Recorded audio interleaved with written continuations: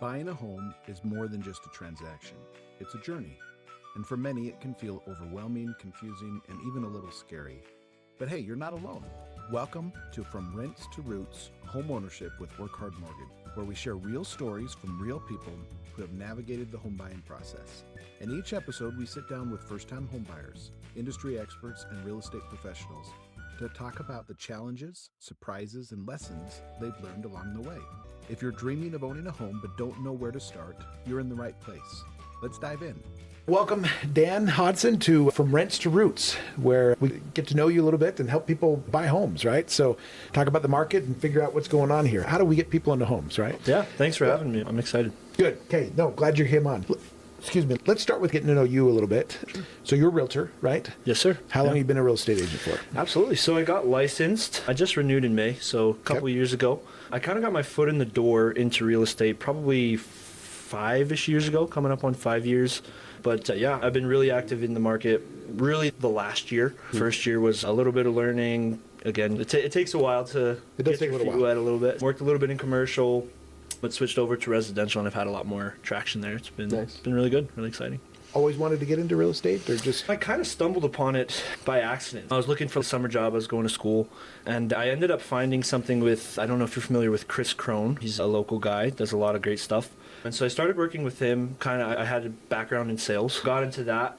And a lot of what we were doing was helping people who want to get into investing, learn the industry and how to actually get started with that. And that's really where I was like, oh, this is a really great path, a great way to a great place to invest your money. And so that's what really attracted me initially.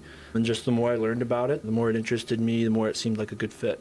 Working with people, being out of the house, flexible schedule. Yeah, I love it. And so now you've been doing real estate for a little while now. Tell me, obviously, just starting off, what challenges have you found with obviously being newer in the industry kind of thing, and how are you overcoming those? Yeah, I suppose really the two biggest challenges are probably the same for anybody in the industry.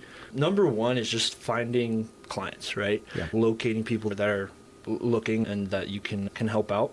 The biggest thing that's really helped me with that is having a really solid team. So my good friend JD, who actually introduced me to Case over here, he had already been in the industry for a couple of years, did a really great job of generating transactions and finding good clients.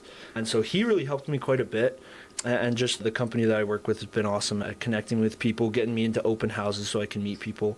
But that's definitely, I think, probably the biggest barrier to entry is just finding people. There's a saying that goes basically, no matter who it is, could be your brother, your sister, you're not the only realtor that this person knows, right? The way that we compensate for that is being the best or helping as much as possible. So that would be, I'd say, the biggest challenge. The other is once you find those people, showing them that you do have the ability and the know-how to help. Yeah. And again, the team, the support is really what can help you overcome that, because if you have a solid team that has experience under their belt and knows what they're doing, if there is a gap in your knowledge or something that you're not sure about, you always have that to fall back on and somebody to guide you through that process. Those have been the two biggest challenges, but again, just having solid people with you really helps. I'm sure you guys can attest to that. We do having solid people. Oh yeah, no, that's awesome. Yeah, it's nice to have. A team matters, right? Like the Case is newer also, and I think that's where you just accentuate the team part too sometimes when you have that. Sure. Good people with you. Yeah, right? yeah, absolutely. Talk to us about the market. You have a lot of people right now that are, we have an affordability issue, right? Kind of thing going on. So I think there's a lot of people that want to buy a home, but it feels out of reach. Either that's lack of down payment or just the payment itself is too high. Sure. Yeah. I don't know, what are you seeing and how are you helping get more people into homes? Absolutely, yeah. So I think you're absolutely right, especially with COVID, prices shot up like crazy. It's insane. And obviously the rates are a little bit higher. That being said, something my dad he's been in the finance industry for 25 plus years now. Yeah. And something he says, and this is more related to stocks, but I think it's applicable here, is everybody that tries to time it almost always goes poorly, right? And so I would just say to people that are thinking about getting into a home, you can always refinance, right? If it's not the right time, totally fine, but start to look into it, right? I would say that's the best first step. Talk to a lender, talk to an agent, see what paths are available, because oftentimes it's much more achievable than people think. And once you've taken that first step and started to look into it, that it's realistic. And also once you're on that train, that makes it a lot easier down the line to continue on that path. Even if it's just getting into a townhome, a condo, a starter home, building up the equity there and just getting on the train because it's going to keep moving. It really helps. There's lots of paths. Utah's a great place. It's obviously growing a lot. Prices aren't super low, but there's a variety of places that are growing quite a bit, and you can get in still. A lot south of Provo, I would say, like Salem, Nephi, Payson, those areas definitely are growing a lot, so you can get in there. There are programs to help, right? The Utah Housing Corporation, they have grants that you can get up to $20,000 towards down payment. It is a little bit daunting when you hear everybody online saying, oh, it's so unaffordable, it's so impossible. Once you've talked to some professionals, especially you guys, that there are paths. Yeah, I think a lot of people get overwhelmed as well, just with the combination of the prices not being ideal, and then social media throwing everything out there with all these super expensive houses and everything, that a lot of people, they don't want to buy a townhouse as their first house. Like, they want something better that they see on the internet, but it's not super feasible right now. It is possible, but it's just not super likely to be your first home. Right. I think that contributes to it. But again, I think there's options for everybody. Sometimes it really isn't the right time, so make whatever decision is right for you. But I would say it never hurts to go in and talk. You guys aren't super intimidating. You guys are nice guys. We're not too hard to talk to. Speak to that case, brought up not going for that bigger house and starting with maybe a townhouse or condo or very small home or something like that. Why? Why should somebody do that? Yeah, I always get bugged when I was younger, actually. It's funny, we'd watch the TLC shows, and these people, they want to get their forever home right off the bat. And I think it's kind of changed for whatever reason.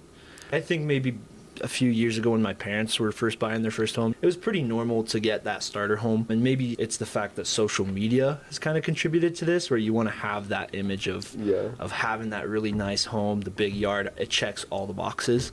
But I think that getting a starter home is a great first step, again, because one, it gives you that experience where it doesn't seem as scary when you do approach something that's a little bit of a bigger transaction, but also you start building equity, right?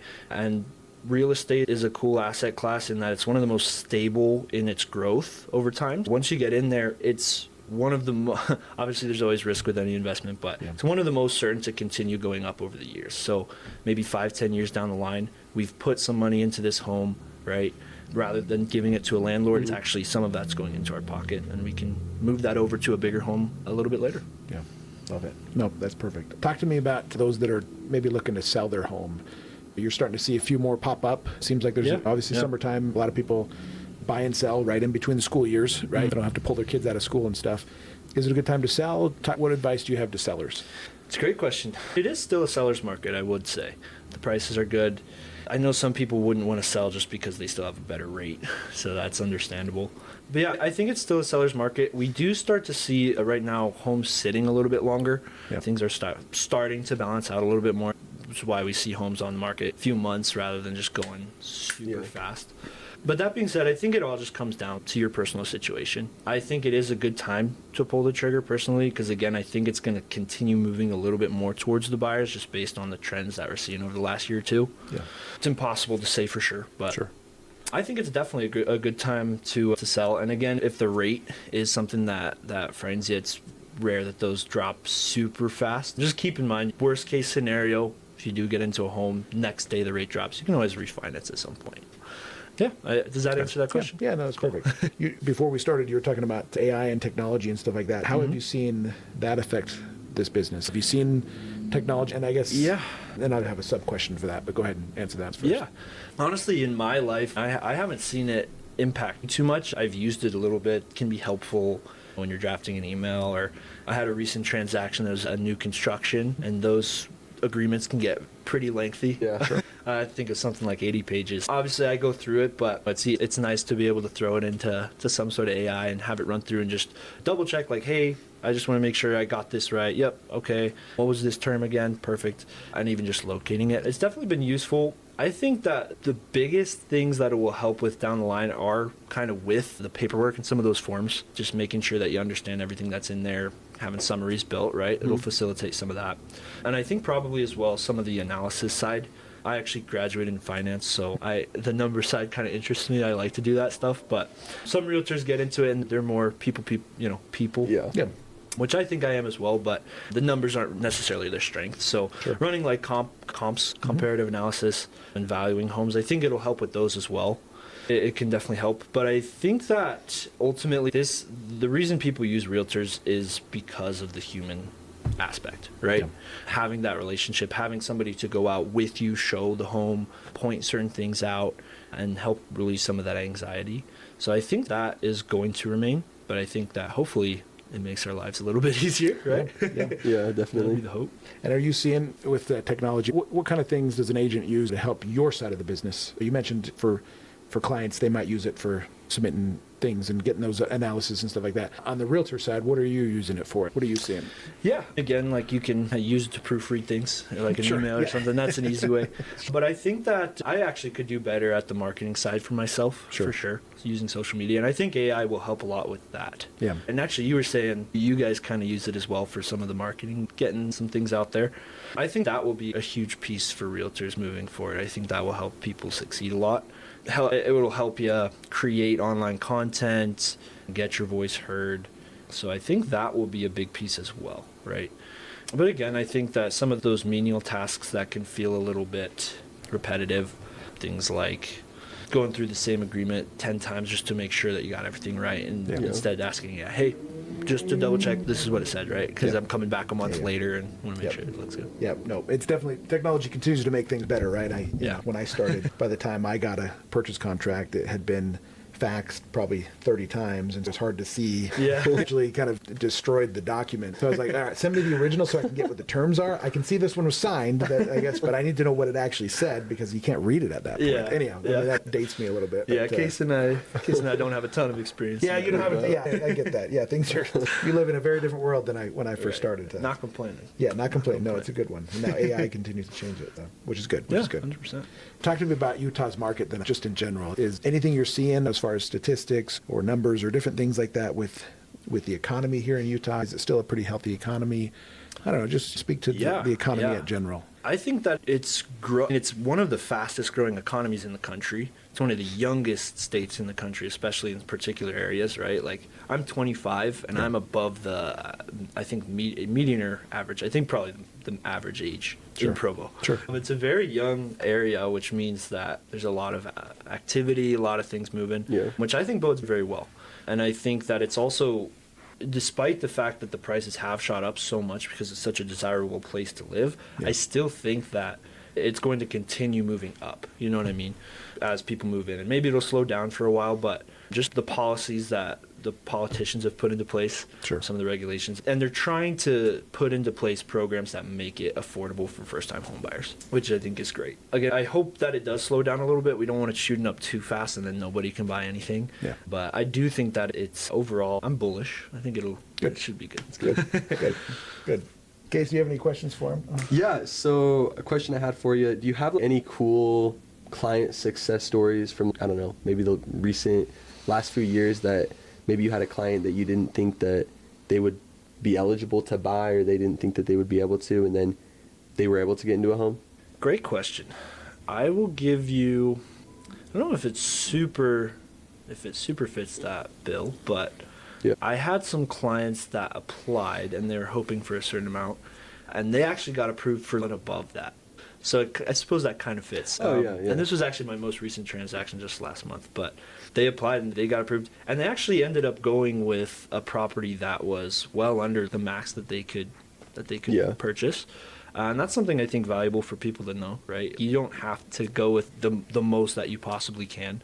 You can live within your means a little bit, right? You can buy something that's a little bit smaller and, again, work towards something bigger.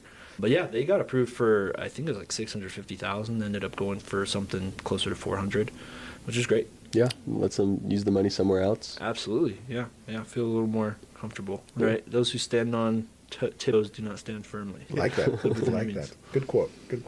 Talk to me about, so obviously in the real estate world, a team is very important, right? So you mentioned the team that you're on, but then also as far as a realtor goes, you got obviously lending partners and title partners and home inspector and people and different things like that. How important is a team as a realtor? Why do you need good people? And a side question, obviously, we're the lending side. What are you looking for in that lending side of things? Yeah, absolutely. I think within your brokerage and the support that you receive, especially starting out, is so valuable. One, because they can help you find clients and get you transactions, right? Yeah. That's been one of the biggest things for me is I was doing open houses. I was having a little trouble finding people, but they can bring you people. And even if you aren't making tons of money at first, you're getting your foot in the door, you're learning, you're getting experience. That's obviously great that they can help you start to get the wheels turning. Like I said, they give you that support so that they make you look good, right? You know what you're talking about, and if you don't, you have somewhere that we can get those answers so they don't feel like they aren't being fully represented or supported, which is really important to a client. We're here to alleviate stress, not bring more. Yes. And I think for people outside of the brokerage, people that you have to refer to or people on your team, I would say it's similar, right? You want them to make you look good. You want them to be really good at their job. You want them to know all the ins and outs. So especially for a lender, I think the most important thing for me would just be, one, knowing that they're just a good person, right? Sure. That people will get along with, personable, but also that they know every path that's possible so that if we do bring a first-time home buyer around that doesn't have a lot of experience, is a little worried that they won't be able to get approved, that the lender knows what routes we can take and what options we have. If something changes or something is unexpected, we still have a path to get you to that goal. So I'd say that's really important. I'm sure you get this one a lot, but I would also say communication is really important. Yeah. I like to be kept in the loop, and I hate when my clients come to me with a question and I didn't even know that question had arisen with somebody, an inspector or lender. Just keeping us in the loop and making sure that we're all on the same page makes us all look good. Yes. Yeah. That would be big two things. Good. Love it. Love it. Dan, this has been great, getting to know you a little bit, talking about things. Is there anything we didn't cover that you'd want to cover? I don't think so. I do know there's some people now that want to say, I have a buddy actually that chose not to use a realtor recently on his transaction, trying to save a buck, but I think it's valuable. It's not everybody needs one, but I definitely think there is value in us. I think that we help alleviate stress, we can help inform, and the simple fact of the matter was funny. He ended up calling me and calling JD a bunch for help at the end of the transaction because things were going wrong. Yeah. Just talk to a lender, talk to a realtor, and see what's going to work best for you and if it's the right time to get a home. On that note, we're all experts in our own, whatever we study, right? Mm-hmm. So if I become a police officer, I know things that the general public doesn't know about that. If I go into nursing or medical or whatever, I know things about that. Same thing with real estate, right? You're learning things that the average person just doesn't see. And especially when they're doing one transaction every, 5 years or so, that's just not a lot, right? And so that's true. That's the benefit of a realtor, I think, is they're able to see so many different transactions. And so they're able to help. You're able to see, hey, no, I've seen this. Or perhaps, obviously, maybe you haven't seen it yourself, but the people you work with have, right? So you're able to say, hey, okay, I've talked to this guy. Yeah, we saw this scenario. Here's what we did. Here's how we overcome this. Because, again, most of the time, especially in this world, it seems, things don't always just work out. There is an effort that takes place, right? Every deal tries to destroy itself at least once. There you go. There you go. And so I think just having people hold their hand through that process, I can see the benefit of it, right? Yeah. And that's where an agent comes into play. But Dan, this is great. I think this has been educational for people and stuff. We'll put your contact information in here so people can get a hold of you and stuff. But appreciate you coming on. Appreciate you guys. It was awesome. Okay. Nice to meet you. Thanks for tuning in to From Rents to Roots. I hope today's episode gave you insight, confidence, and maybe even a little inspiration on your homeownership journey. If you enjoyed this episode, make sure to subscribe, leave a review, and share it with someone who might find it helpful. And if you're ready to take the next step in buying a home or just have questions, reach out to me or my team at Work Hard Mortgage. We'd love to help you on your path to homeownership. Until next time, keep working hard, keep building your future, and we'll see you soon.